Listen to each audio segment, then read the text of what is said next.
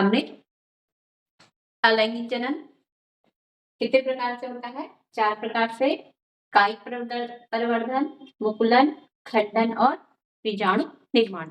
हमने कायिक परिवर्धन पढ़ लिया था और मुकुलन पढ़ लिया था। आज है खंडन। ठीक है, कल हमने थोड़ा सा इसको डिस्कस भी किया था। कायिक परिवर्धन जो खंडन है, ठीक है, खंडन किसमें होता है? शैवालु में। शैवाल कहाँ मिलते हैं? शैवाल जैसे तालाब, जलाशय में शैवाल पाए जाते हैं। शैवाल का रंग कैसा होता है? हरा होता है। हरा क्यों होता है? क्योंकि इसमें क्लोरोफिल पाया जाता है। शैवाल क्या करते हैं? अपना भोजन स्वयं बनाते हैं। और शैवाल को अगर जो जलाशय है, जलाशय में उचित पर्याप्त मात्रा में उनको क्या मिले? पोषण मिले, तो वो क्या करते हैं?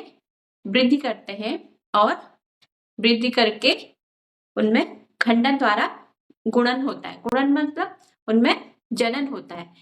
एक है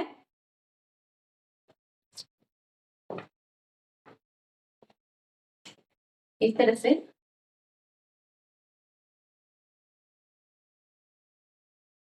एक शैवाल होता है। ठीक है, शैवाल कहाँ पाया जाता है? तालाबों में और जलाशय में, रुके हुए पानी में।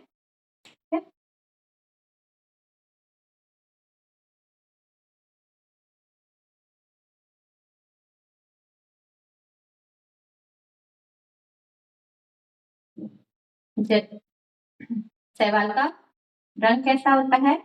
हरा होता है। किस कारण से होता है? इसमें क्या होता है? क्लोरोफिल होता है। ठीक है, जब शैवाल को पर्याप्त मात्रा में जल और पोषण मिलता है तो ये क्या करते हैं? खंडित हो जाते हैं। ठीक है, यानी कि ये वृद्धि करते हैं और क्या करते हैं? खंडित होके जनन होके क्या कर देते हैं? खंडित हो जाते हैं, यानी कि वृद्धि करते हैं। एक से फिर दो बन जाते हैं, ये नए शैवाल बन जाएंगे। ठीक है, और फिर ये भी वृद्धि करेंगे और ये भी फिर से खंडित हो जाएंगे। ठीक है, इसी तरह से ये प्रक्रम चलता रहता है। इसी को बोलते हैं खंडन, शैवाल में खंडन।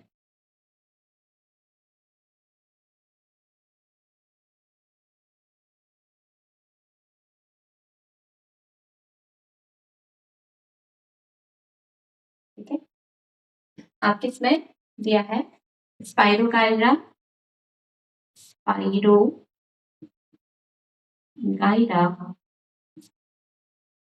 ठीक है, शैवाल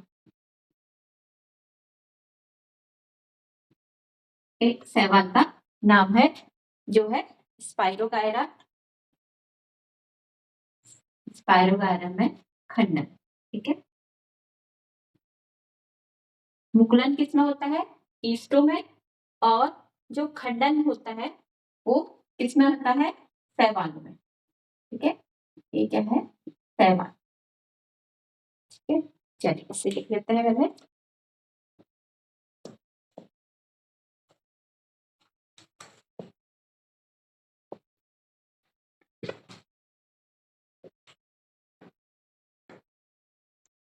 थर्ड है खंडन।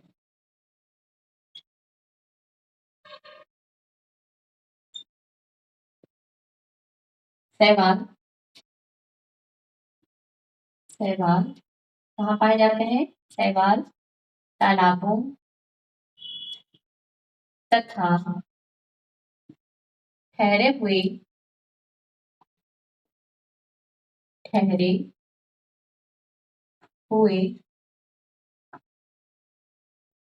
पानी में, ठीक है, ठहरे हुए जलाशय में पाए जाते हैं। ठीक है, जलाशयों में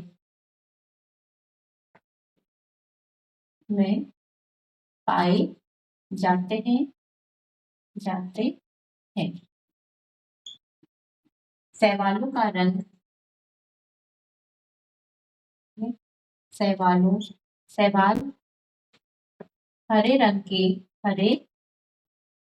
रंग के होते हैं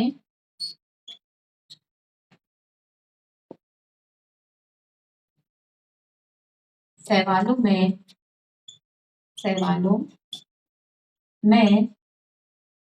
क्लोरोफिल के कारण, ठीक है, क्लोरोफिल के कारण इनका रंग, ठीक है, इनका रंग हरा होता है। शैवाल प्रकाश संश्लेषण द्वारा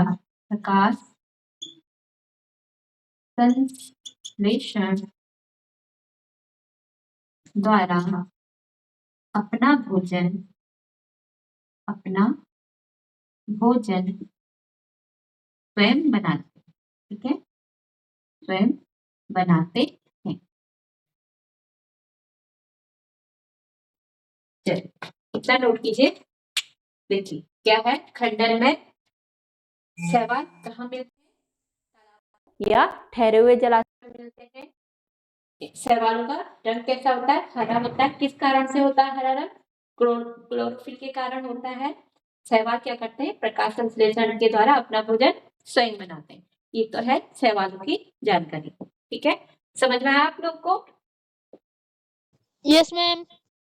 आयुष आपको समझ में आया? मनीष? Yes ma'am. चलिए नोट कीजिए इसको।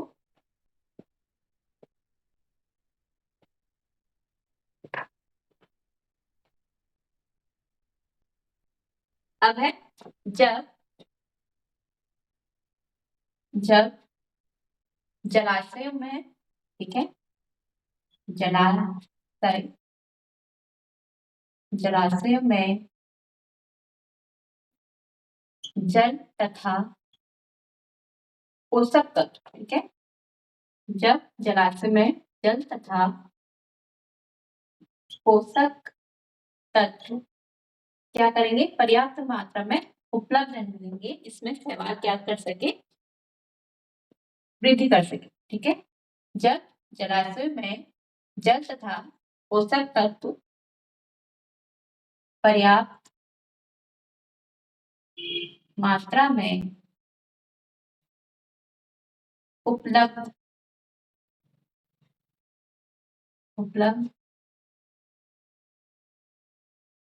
होते हैं तो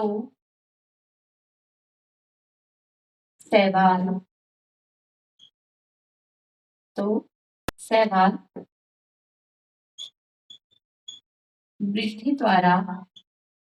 वृद्धि द्वारा क्या करते हैं, खंडन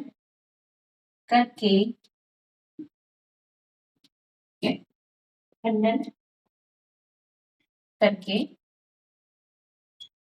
गुणन, ठीक है, या जनन करते हैं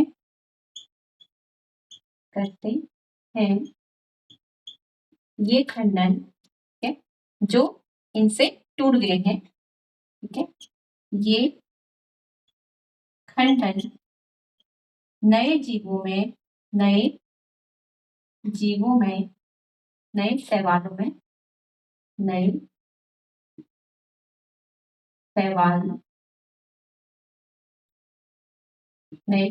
में वृद्धि करते हैं,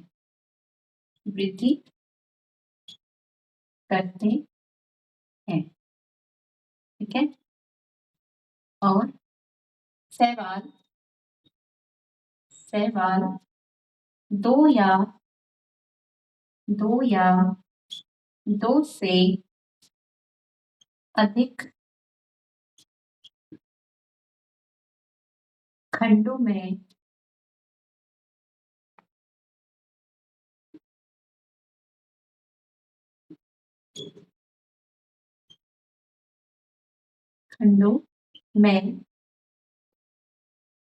ठीक है, दो या दो से अधिक खंडों में होता है, ठीक है, विभाजित होता है। या 2 भी हो सकते हैं या 2 से ज्यादा भी शैवाल टूट सकते हैं। ठीक है, एक शैवाल 2 खंड हो सकते हैं या उससे भी अधिक, 2 या 2 से अधिक खंडों में विभाजित होता है। ठीक है,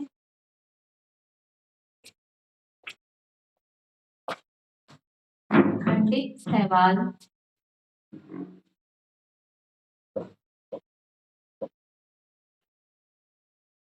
ठीक है तेजी से वृद्धि करते हैं, वृद्धि करके।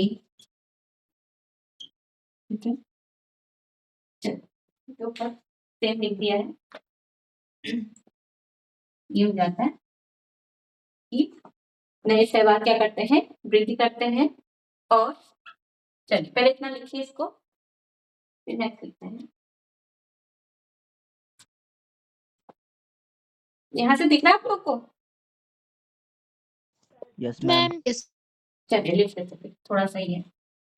यह प्रक्रम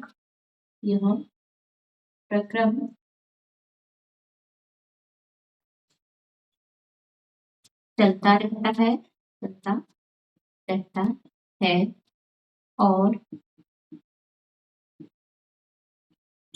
कुछ ही समय में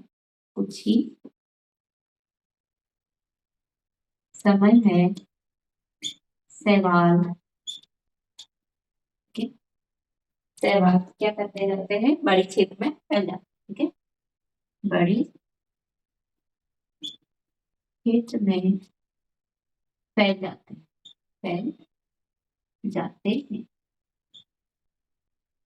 ठीक है, चलिए जब जलाशय में क्या होता है, जल तथा पोषक तत्व पर्याप्त मात्रा में उपलब्ध होते हैं तो शैवाल वृद्धि करते हैं।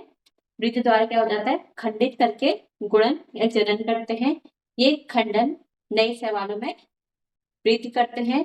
शैवाल क्या होते हैं, 2 या 2 से अधिक खंडों में विभाजित हो जाते हैं। यह प्रक्रम चलता रहता है और कुछ समय में शैवाल बड़े क्षेत्र में क्या हो जाते, फैल जाते। ठीक है, ये है आपका खंडन। आप लोग को समझ में आया?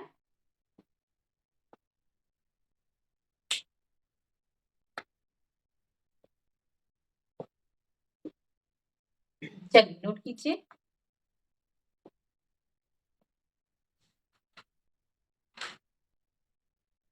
अब है बीजाणु निर्माण। ठीक है, जैसे आपने देखा होगा कोई ब्रेड, आपने ब्रेड रखी रहती है, अगर उसको कुछ टाइम हो जाता है तो उसमें क्या होता है, एक रुई जैसी संरचना बन जाती है। ये जो रुई जैसी संरचना है ये क्या कहलाती है, कवक। और इसको क्या बोलते हैं, दूसरा नाम है इसका फंजाई। ठीक है, और ये इसमें क्या होता है, सुरक्षा कवच। आपने उसको अगर छू के देखा होगा, ठीक है, तो उसमें क्या होते हैं, छोटे छोटे आपको मिट्टी जैसी लगेगी, यानी कि उसके अंदर क्या होते हैं, छोटे छोटे बीज होते हैं। यही बीज क्या करते हैं, बहुत हल्के होते हैं और हवा में क्या करते हैं, एक स्थान से दूसरे स्थान चले जाते हैं। और इनके लिए बरसात का मौसम क्या रहता है, इनके लिए सबसे अनुकूल रहता है। इस मौसम में जो कवक होते हैं वो अच्छी तरह से क्या करते हैं, पनपते हैं, वृद्धि करते हैं। ठीक है, और इसमें है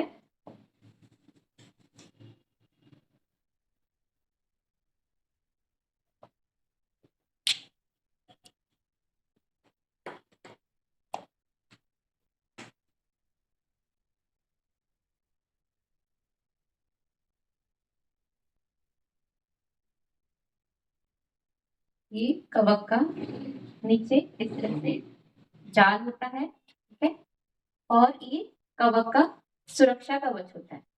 ठीक है, इसके अंदर छोटे छोटे बीज होते हैं। ठीक है, दूसरा वाला बीज वाला बना लेते हैं।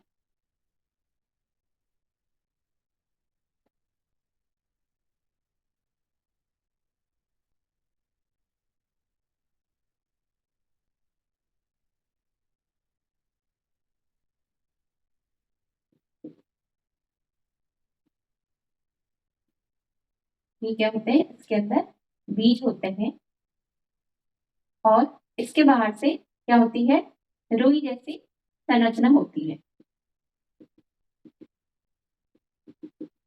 और ये बहुत क्या होते हैं, हल्के होते हैं। तो ये हवा में एक स्थान से दूसरे स्थान तक चले जाते हैं। और इनमें क्या होता है, कवकों में किसके कारण होता है, बीजाणु निर्माण के कारण क्या होता है, जनन होता है। और इसमें ये क्या होते हैं, अनुकूल परिस्थिति, जैसे कि आपका जिससे नमी हो और उष्ण हो, तो इनके लिए ये क्या होती है, अनुकूल परिस्थिति होती है। इसमें क्या करते हैं, ये पनपते हैं, ठीक है, वृद्धि करते हैं। चलिए इसे देखते हैं।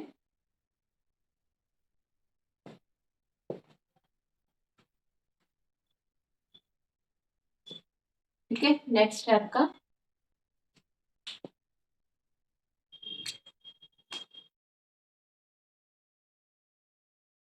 कवक में बीजाणु द्वारा जनन। ठीक है, किसके द्वारा जनन होता है, कवक में बीजाणु द्वारा। ठीक है,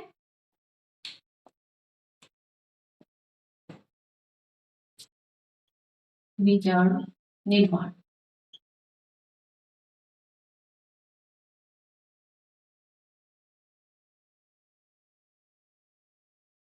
बीजाणु निर्माण में क्या है, एक रुई जैसी संरचना होती है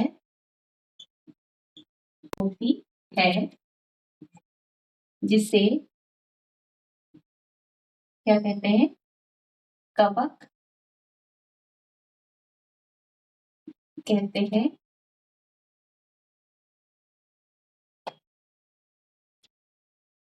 कवक का, ठीक है, कवक का अन्य नाम क्या है, फंजाई है। ठीक है, ये कहाँ पनपते हैं, कवक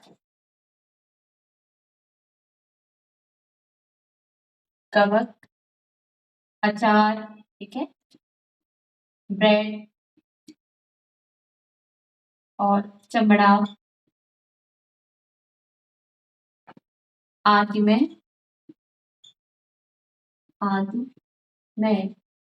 क्या करते हैं, वृद्धि करते हैं।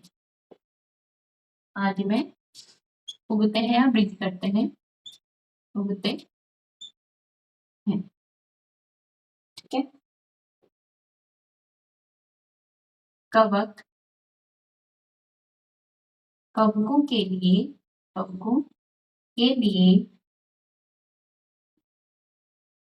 अनुकूल परिस्थिति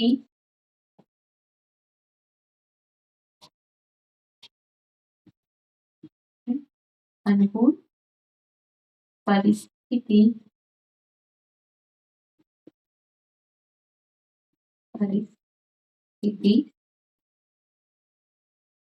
क्या होती है, नमी और उष्ण है। ठीक है, यानी कि उसमें नमी होना भी जरूरी है। ठीक है, नमी और उष्ण होती है। ठीक है, और क्या करते हैं, कवक बीजाणु द्वारा जनन करते हैं। कवक बीजाणु द्वारा जनन करते हैं,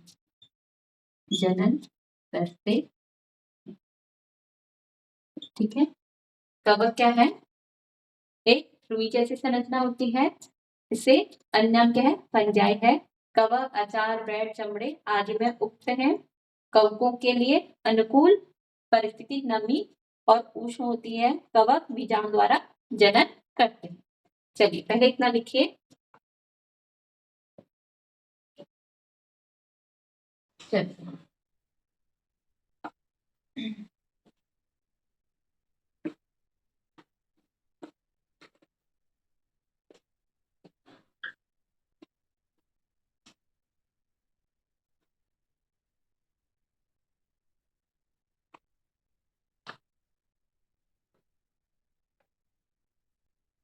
इनके नाम लिख देते हैं।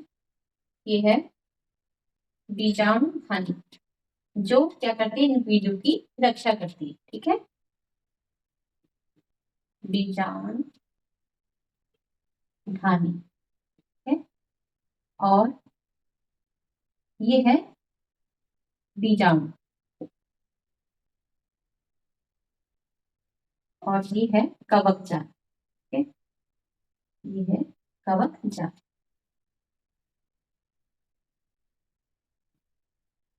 कवकजाल, ठीक है।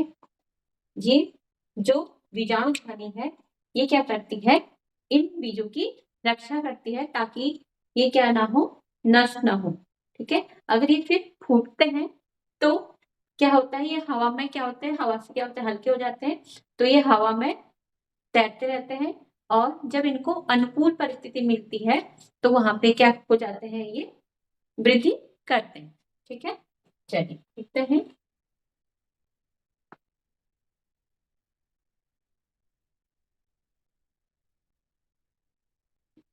बीजाणु निर्माण हेडिंग था हमारा।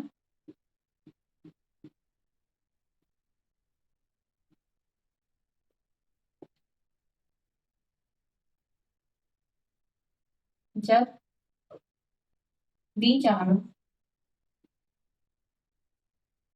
निर्मुक्त होते हैं, यानी कि इससे अलग होते हैं। ठीक है, जब बीजाणु निर्मुक्त होते हैं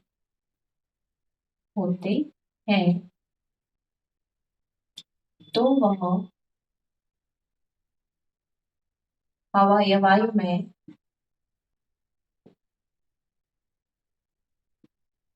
तैरते हैं। बीजाणु बीजाणु हल्के होने के कारण हल्के होने के कारण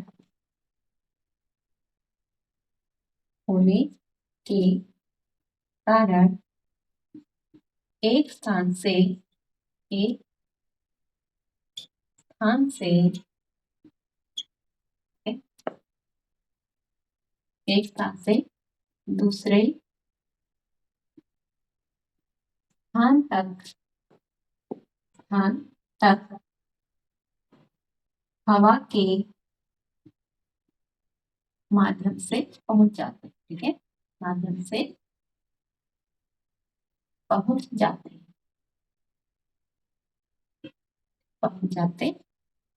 हैं।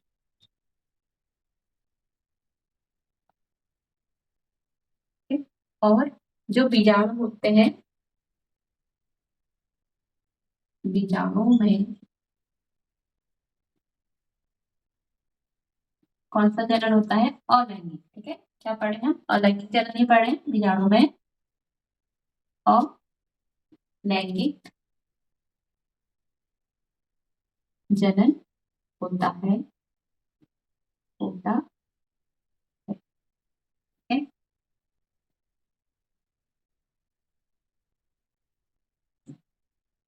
कवक को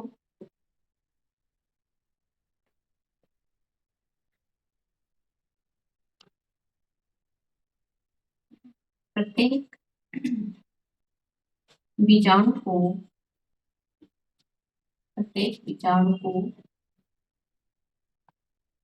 सुरक्षा प्रदान करने के लिए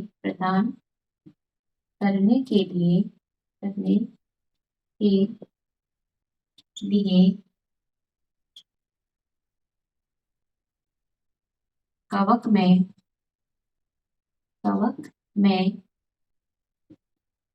बीजाणुधानी सुरक्षा कवच होता है। सुरक्षा कवच होता है जो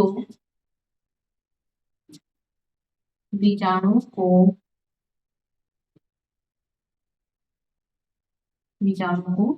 सुरक्षा प्रदान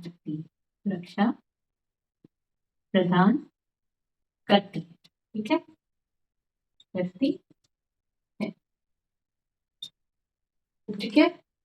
जब बीजाणु क्या होते हैं, निर्मुख होते हैं, वो क्या करते हैं, हवा में तैरते हैं। बीजाणु क्या है, हल्के हवा से हल्के होने के कारण वो क्या करते हैं, हवा में एक माध्यम से दूसरे माध्यम में पहुंच जाते हैं।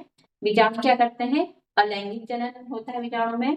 प्रत्येक बीजाणु को सुरक्षा प्रदान करने के लिए क्या होती है, बीजाणुधानी होती है। इनको सुरक्षा कवच, इनकी क्या होती है, सुरक्षा कवच होता है। प्रत्येक बीजाणु को क्या करती है, बीजाणुधानी सुरक्षा प्रदान करती है। इतना समझ में आया आपको? Yes ma'am. Ma'am yes ma'am ma'am. चलिए ठीक है, नोट कीजिए।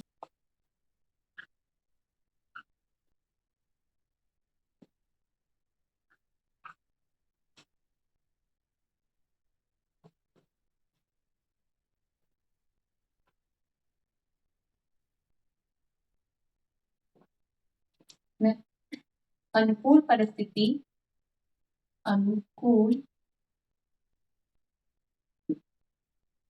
परिस्थिति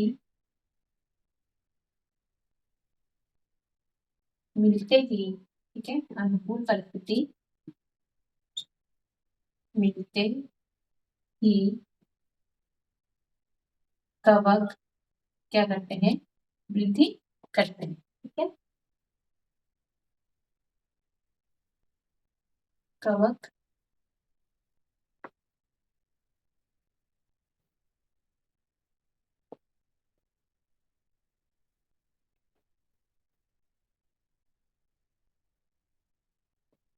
कवक जो होते हैं, बीजाणु बीजाणु अंकुरित करते हैं और नए अंकुरित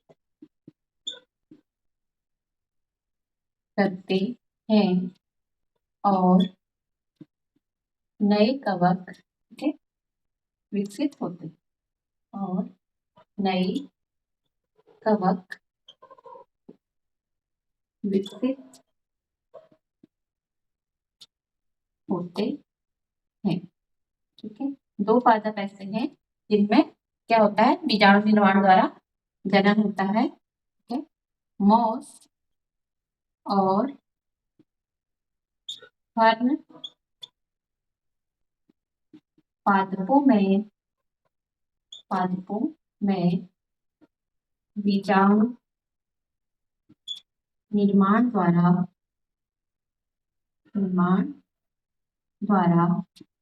जनन होता है। ठीक है, जैसे ही अनुकूल परिस्थिति आएगी, जो बीजाणु है वो क्या करेंगे, नए कवक विकसित कर हो जाते हैं। और दो पादप ऐसे हैं, कौन कौन से, मॉस और फर्न, ये क्या करते हैं, बीजाणु निर्माण द्वारा जनन करते हैं। ठीक है, चलिए इतना नोट कीजिए।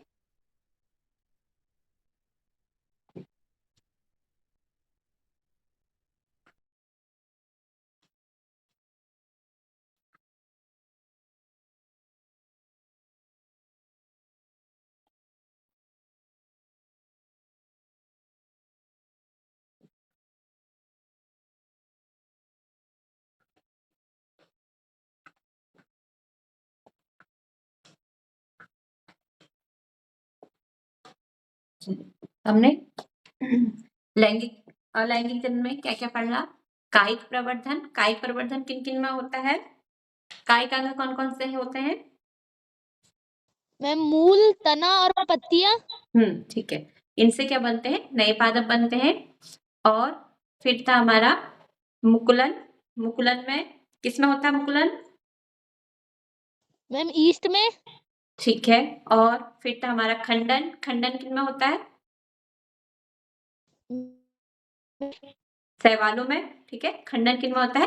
शैवालों में। और बीजाणु निर्माण द्वारा कौन जनन करते हैं? कवक। ठीक है, अब आता है लैंगिक जनन।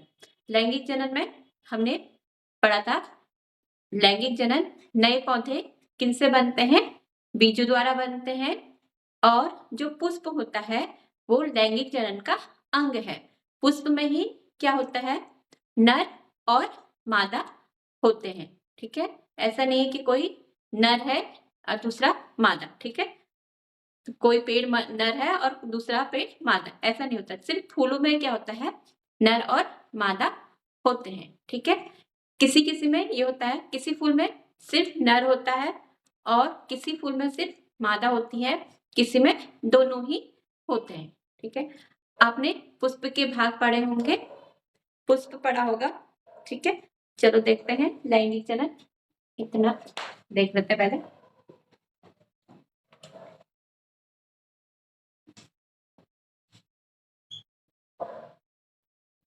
लैंगिक जनन,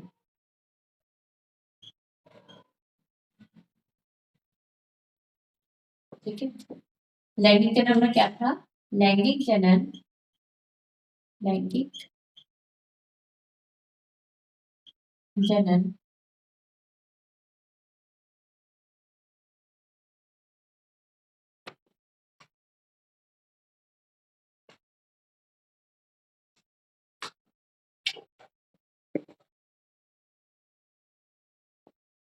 में जो पादप बनते हैं, लैंगिक जनन में पादप बीजों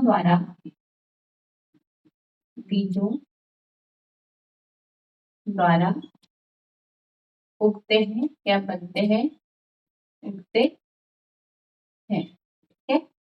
और पुष्प पादप का क्या है, जनन अंग है, जनन अंग है, ठीक है। और पुष्प में नर जनन अंग, जनन अंग, पुष्प में नर जनन अंग को पुंकेसर, पुंकेसर तथा मादा जनन अंग को या स्त्री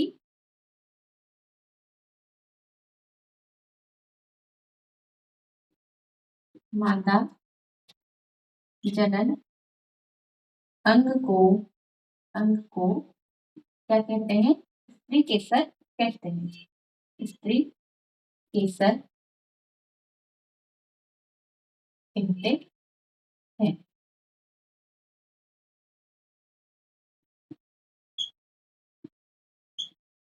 ठीक है।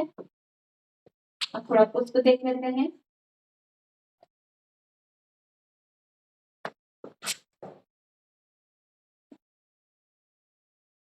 आपने पुष्प पढ़ा होगा, आपका फर्स्ट चैप्टर में पुष्प है शायद, पढ़िए पुष्प, ठीक है।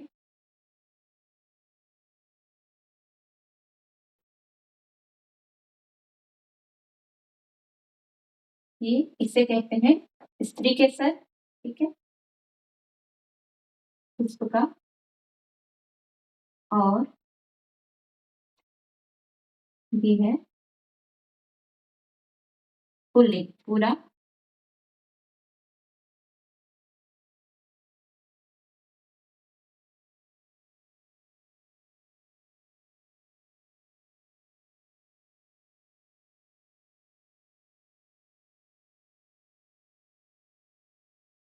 ठीक है।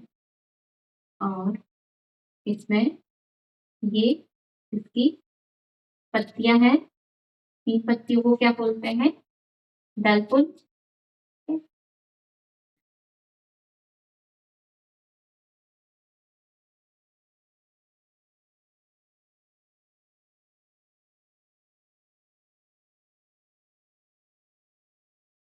इसमें एक क्या होती है, ठीक है। ये तो जो ये वाला भाग हो गया, इसे बोलते हैं स्त्री केसर, ठीक है। बहुत छोटा होता है, आपको दिखाने के लिए बड़ा बनाया है। ये है स्त्री केसर और ये वाला भाग है पुंकेसर, ठीक है, पुंकेसर। और जो पत्तियां होती हैं इन्हें बोलते हैं दलपुंज,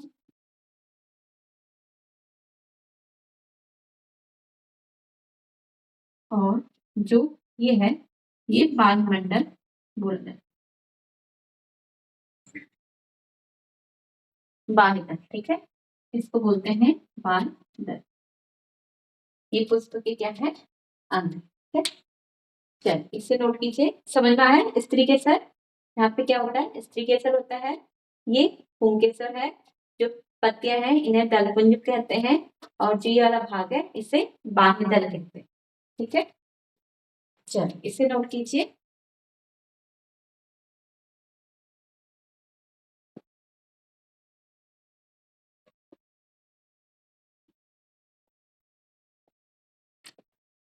ये है पुष्प के भाग।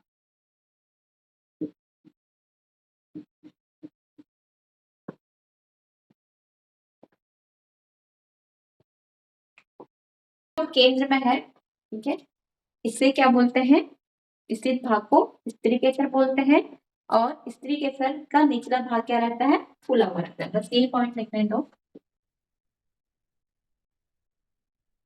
पुष्प के केंद्र में स्थित स्थित भाग को क्या कहते हैं, भाग को स्त्री केसर कहते हैं। स्त्री केसर कहते हैं। स्त्री केसर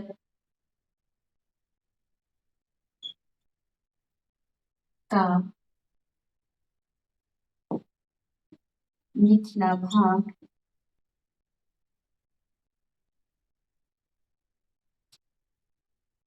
निचला भाग फूला हुआ रहता है। ठीक है, फूला हुआ रहता है।